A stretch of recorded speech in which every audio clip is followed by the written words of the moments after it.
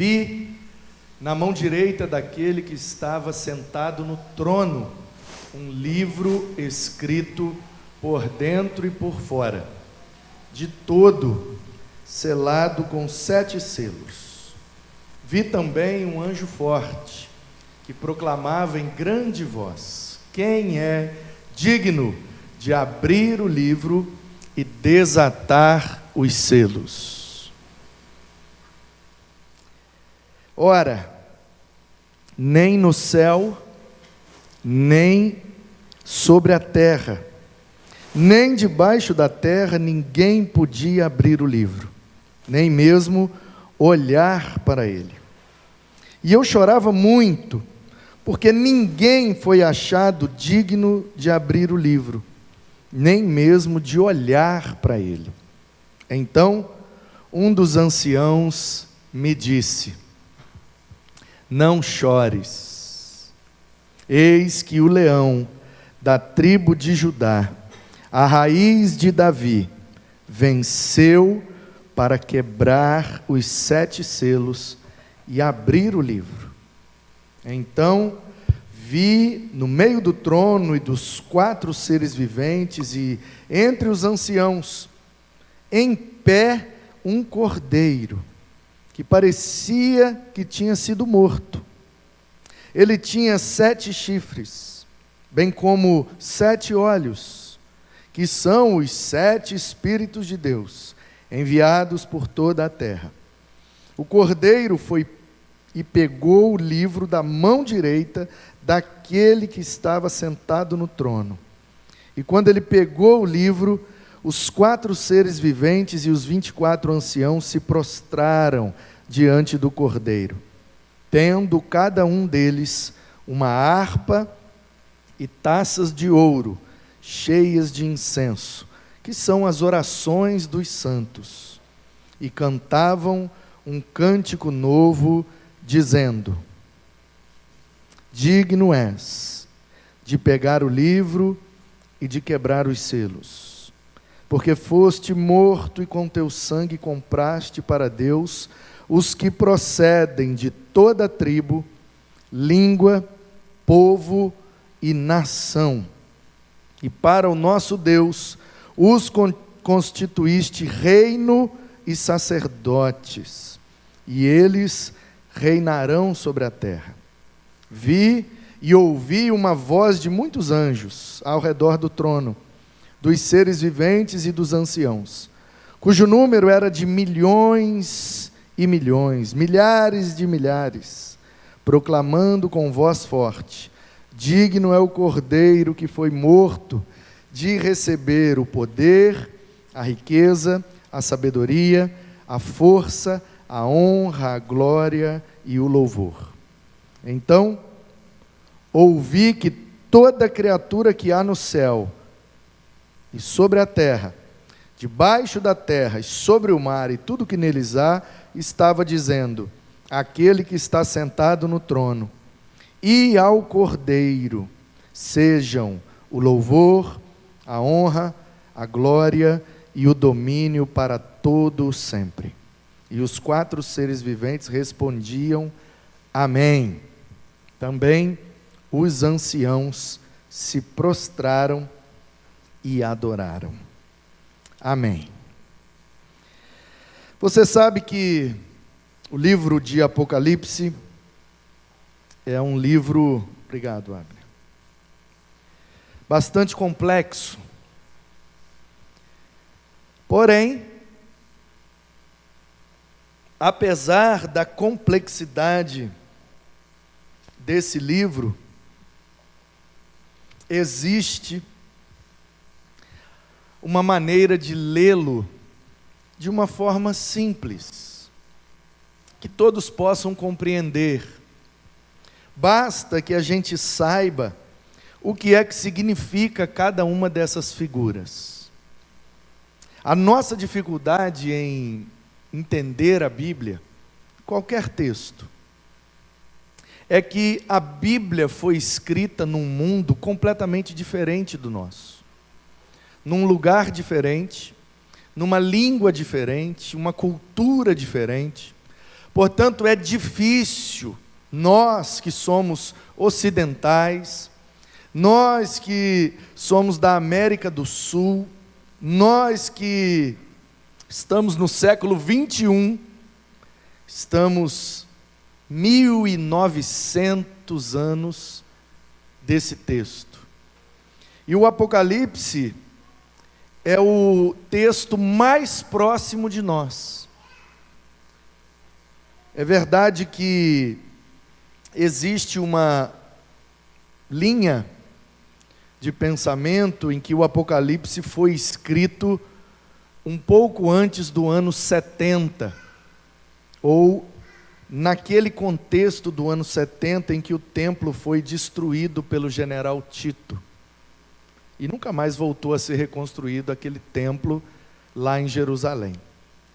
E havia o imperador chamado Nero, que era um perseguidor voraz dos cristãos, e é ponto pacífico e comum que o Apocalipse foi escrito para que a igreja tivesse coragem, ousadia e esperança para enfrentar a perseguição.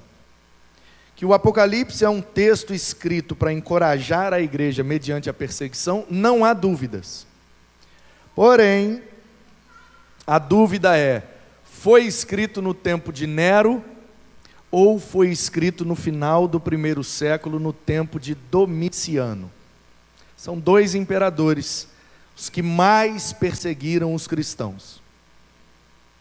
Eu prefiro pensar, apesar de respeitar a outra possibilidade, e temos grandes nomes da teologia que pensam assim, mas eu prefiro pensar que o Apocalipse foi escrito no final do primeiro século, por volta do ano 95, na época de Domiciano, onde João, já no fim da sua vida, pastoreando a igreja de Éfeso, a maior igreja daquele tempo, foi preso, sendo ele o último dos apóstolos que ainda estava vivo, apresentava um grande perigo para o Império Romano, porque os cristãos aprenderam com os apóstolos a dizer que Jesus é Senhor.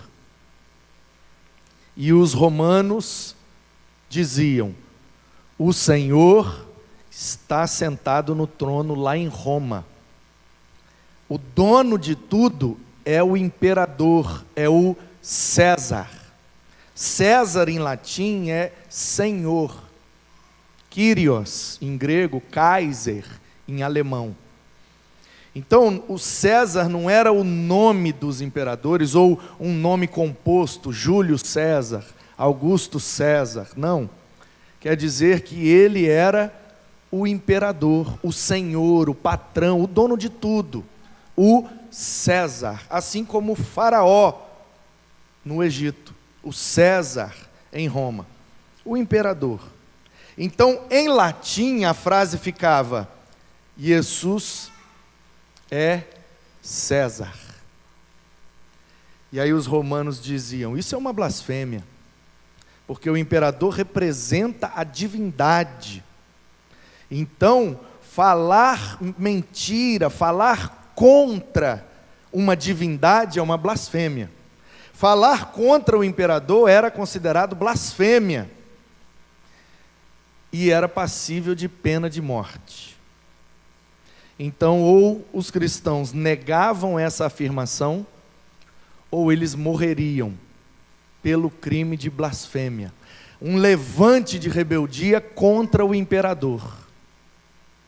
A ideia era: nós já temos um líder, ele está lá em Roma, mas tem um grupo de pessoas em Éfeso, em Esmirna, Pérgamo, Tiatira, Sardes, Filadélfia, Laodiceia, Colossos, Hierápolis, Corinto, na Galácia, até mesmo em Roma, muitos grupos de pessoas que afirmavam: existe um outro César.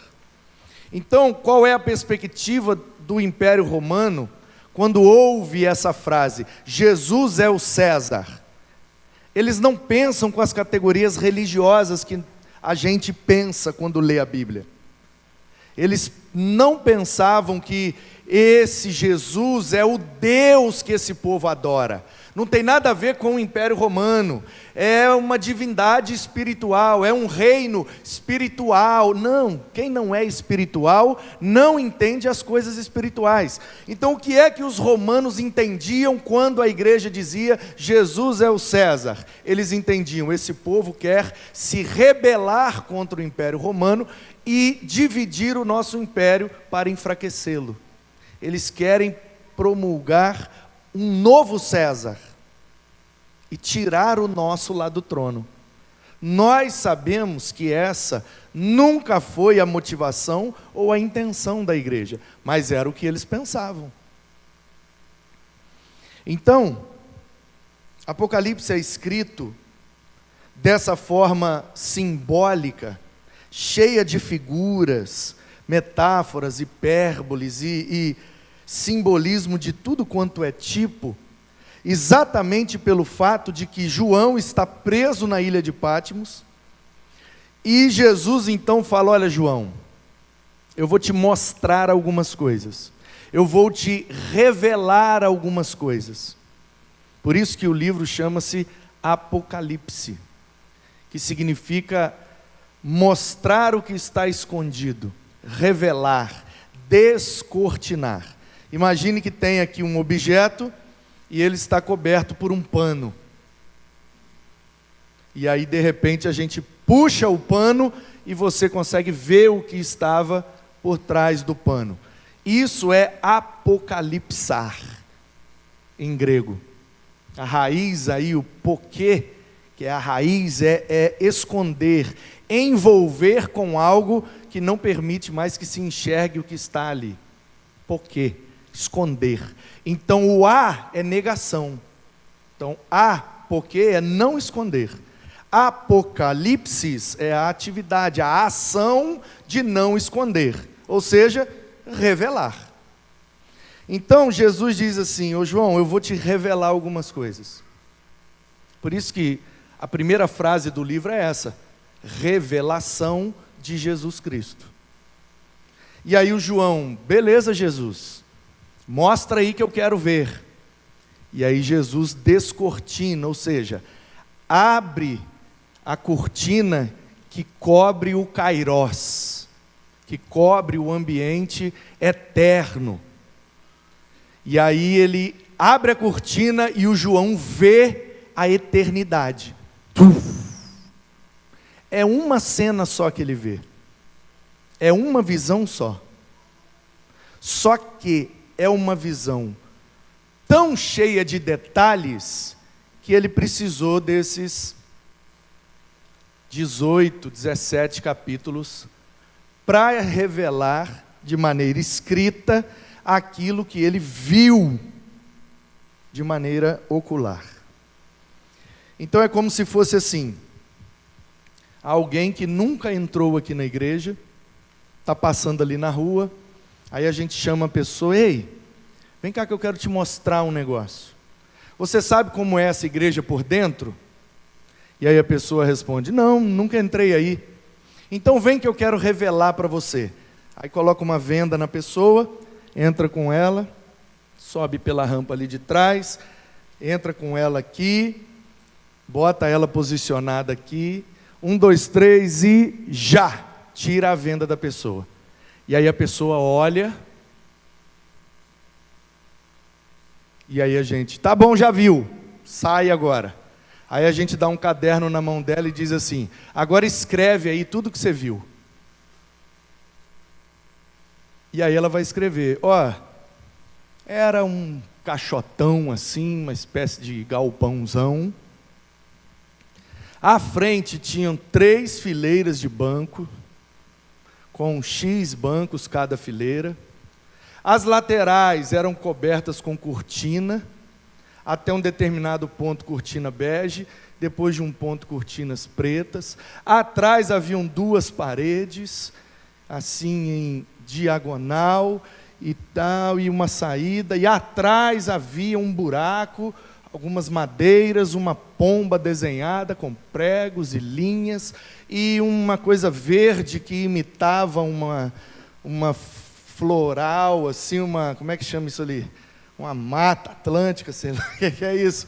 E haviam ar-condicionados, do lado direito haviam 2 máquinas, mais uma na galeria, do lado esquerdo tinha mais uma máquina, na coluna esquerda à minha frente havia alguns canhões de LED, e lá um relógio, e isso e aquilo, e carpete, e caixas e tal, caixas de som branca viradas para o auditório, caixas de som no chão preta viradas para cima, uma banqueta, uma garrafa d'água, um copo d'água, um púlpito que era de madeira pintado de preto, em cima do púlpito havia uma Bíblia, e ao lado um celular que estava conectado no culto, na transmissão. Você está entendendo?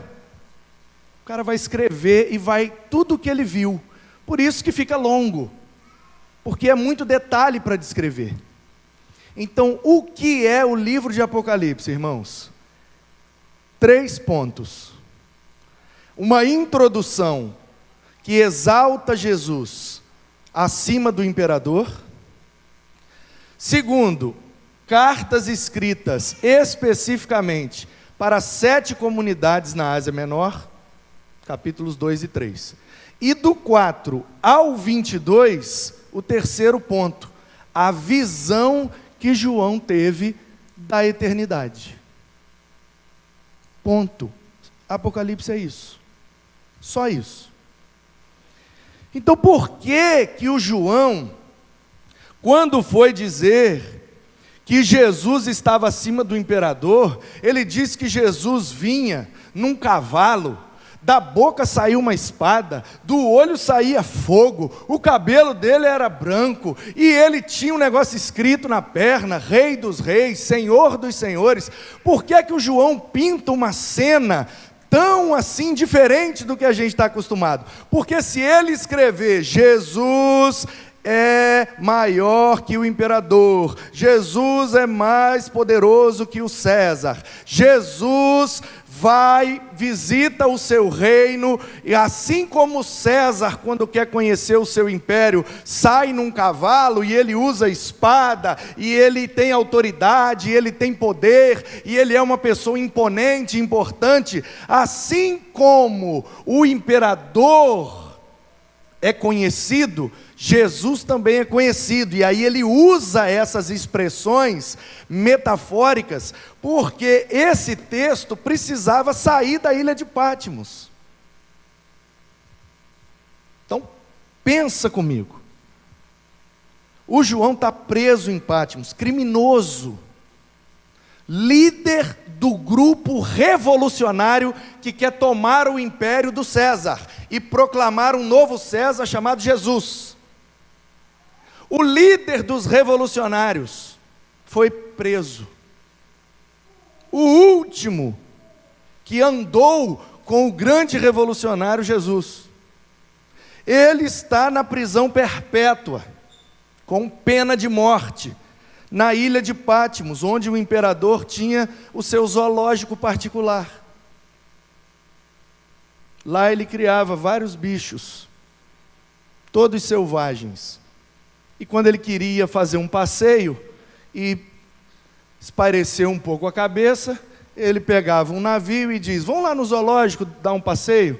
E aí ele ia de navio, o navio circuncidava a ilha, e ali ele via cobras, via jacarés, via jaguatirica, sei lá que bicho que ele tinha lá. Todos os bichos possíveis. Ele é o imperador, ele é o dono do mundo. Então é o quintalzinho da diversão dos bichinhos dele. E aí quando ele pega uns criminosos muito perigosos para o império, ele fala: vamos jogar esse cara lá nessa ilha e ver quanto tempo ele vai durar. É isso, a ilha de Patmos. É o zoológico do imperador, e quando ele quer punir alguém para se divertir, ele joga na ilha, e de vez em quando ele dá um passeio de barco na ilha para ver se ele vê algum animal devorando algum criminoso para ele se divertir. Igual fazia no Coliseu, botava os criminosos e soltava os leões, e eles ficavam aplaudindo, rindo e se divertindo com a morte dos que eles consideravam criminosos. E aí o João é pego em Éfeso, não nega Jesus, então você vai para a prisão perpétua. Vamos embora. Jogam ele naquela ilha, e ele já está por volta dos 90 a 100 anos de idade, um idoso, com a saúde debilitada, é jogado naquela ilha para sobreviver com aqueles animais selvagens.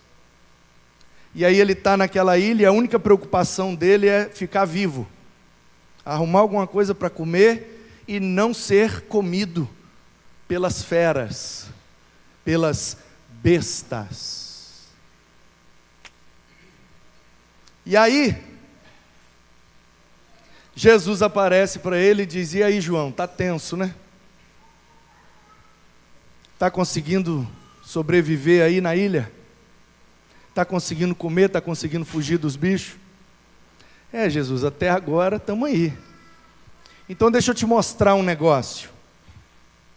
E aí, aí ele olha aquela cena na eternidade, e aí Jesus, agora toma aqui um pergaminho e escreve aí tudo o que você viu.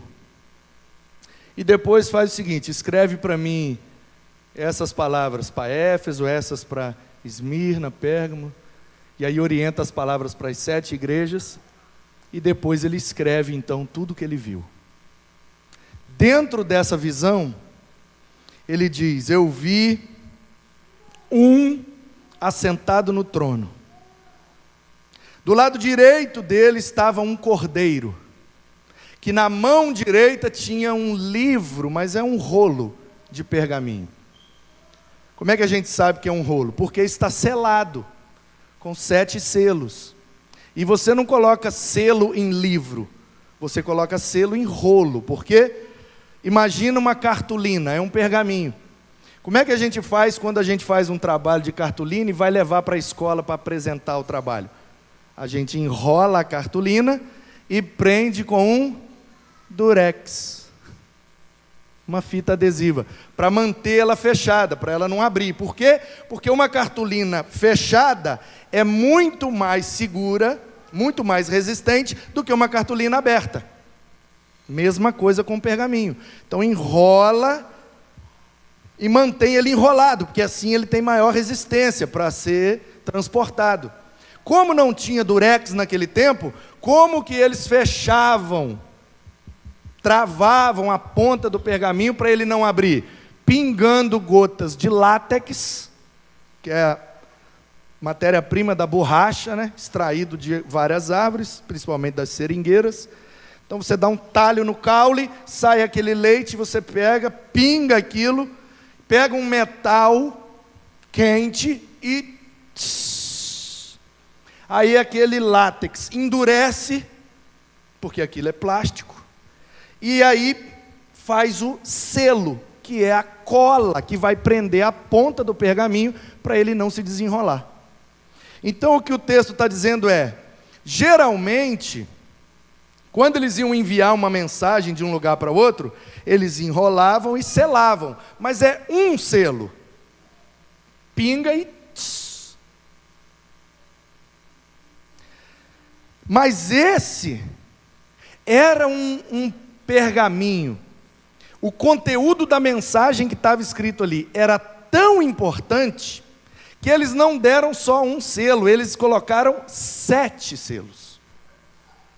Ou seja, o conteúdo desse pergaminho está perfeitamente selado, porque 7 simboliza perfeição.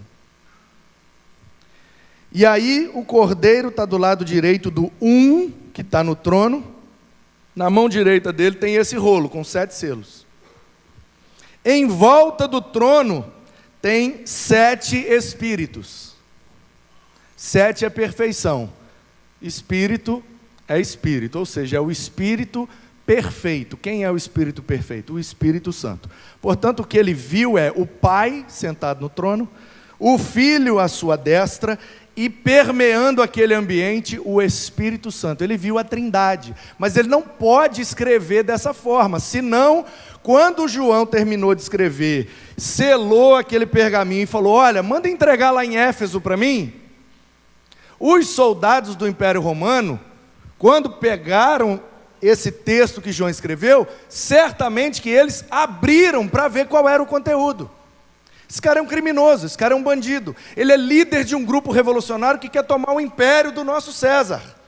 Então deixa eu ver o que ele está mandando aqui como mensagem. E aí os caras abriram para ler. Se está escrito lá, Jesus é maior que o imperador, Jesus é mais poderoso, o imperador tem o fogo, quando ele ateia fogo nas coisas, mas o nosso Senhor, o fogo sai dos olhos dele, ou seja, tudo que ele olha, ele pode julgar, porque fogo é juízo. E o imperador tem uma espada, que ele leva ali, quando ele precisa, ele pega aquela espada para guerrear. O nosso Senhor, não, da boca dele é que sai a espada. Tudo simbolismo. Então, quando o soldado romano pegou aquele pergaminho para levar para Éfeso, uma carta de um preso, o cara está com saudade da família, saudade dos amigos, escreveu uma carta para eles. Um senhor de idade, 90 a 100 anos. Quando os soldados pegam esse texto e abrem, sai fogo do olho, espada da boca, tem uma tatuagem na coxa, e tem 7 chifres, um cordeiro que segura um rolo na mão, e tem 24 anciãos em volta, 12 simbolizando o Antigo Testamento, a Antiga Aliança, os 12 patriarcas, e 12 simbolizando a Nova Aliança, os 12 apóstolos, e 4 seres viventes: o leão, o touro,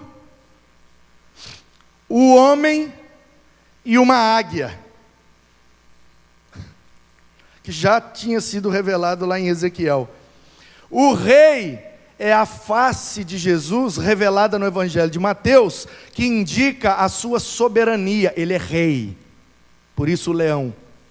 O touro indica que ele é o servo, porque o boi é o que se bota para carregar o arado, para puxar o moinho, para trabalhar na agricultura. Então ele é o servo revelado aos romanos no Evangelho de Marcos. O homem representa o filho do homem, a humanidade dele. Mas ele é o melhor homem que já existiu, no Evangelho de Lucas, revelado aos gregos. E a águia, que representa a sua divindade, porque voa nas alturas. Ele, apesar de ser rei, servo e homem, ele também é Deus, revelado no Evangelho de João à igreja. Então João vai revelando a cena que ele viu, com todos esses símbolos. E aí, quando os soldados romanos pegaram esse pergaminho e começaram a ler, eles chegavam a uma só conclusão: esse velho está caduco, não sabe nem o que está escrevendo. Olha que doideira a carta que esse velho está mandando para Éfeso. É um monte de bicho, com um monte de chifre, e tem um cara num trono, e tem 7 espíritos em volta, um cordeiro, e um livro e 7 selos, e abre um selo e pipoca um problema, abre outro selo, pipoca outro problema. Que coisa doida que esse velho está escrevendo. Pode entregar isso lá, isso não tem perigo nenhum. Isso é maluquice da cabeça desse velho. Quem entendeu, diz amém. Quase ninguém entendeu. Vou continuar tentando explicar.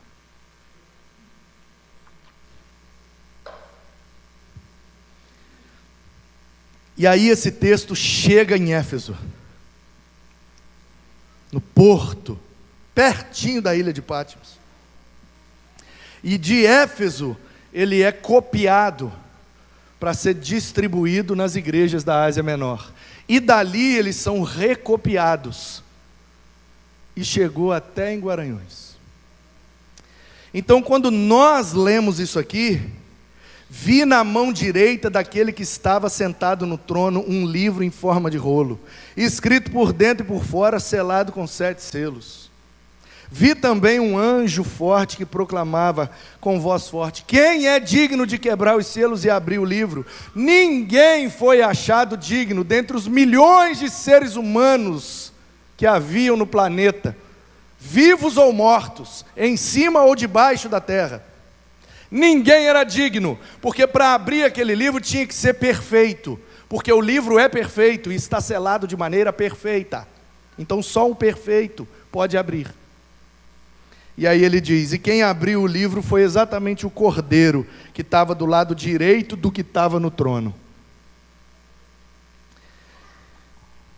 E eu fiquei chorando, porque não é possível que ninguém vai conseguir abrir esse livro.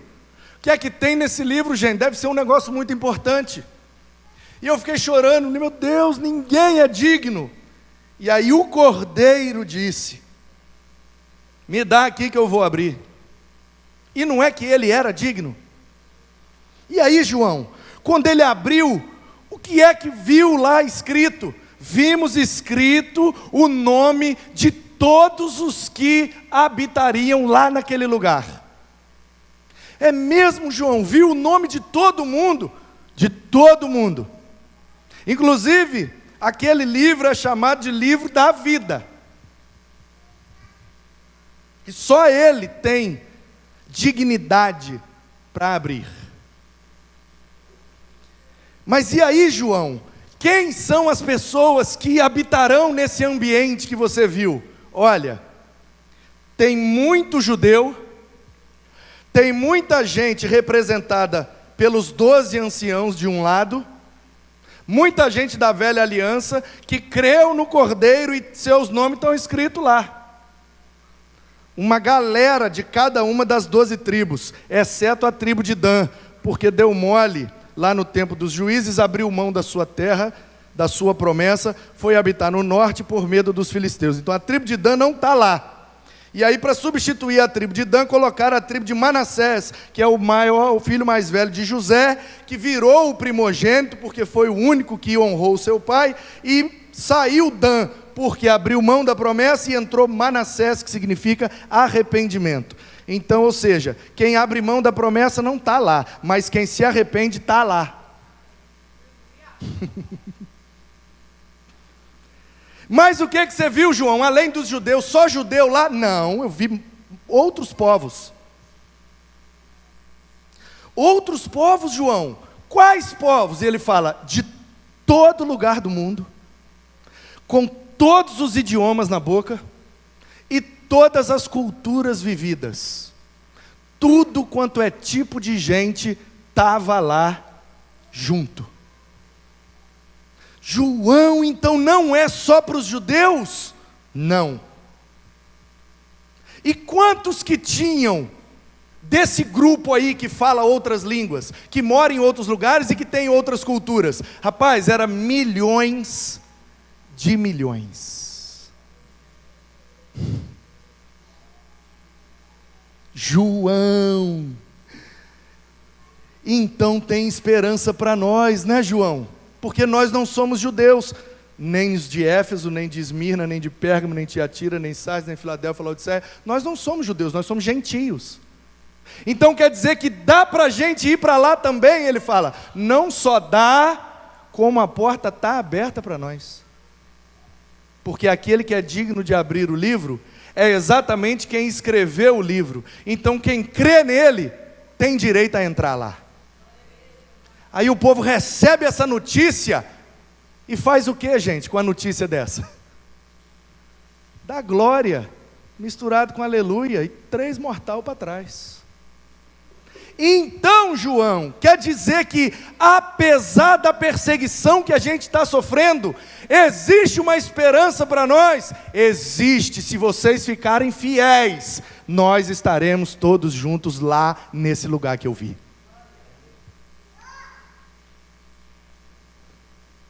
É por isso, só por isso, que nós fazemos missões. Porque se não tiver lá gente de tudo quanto é lugar, Jesus é mentiroso. Revelou um negócio para o João que não vai acontecer.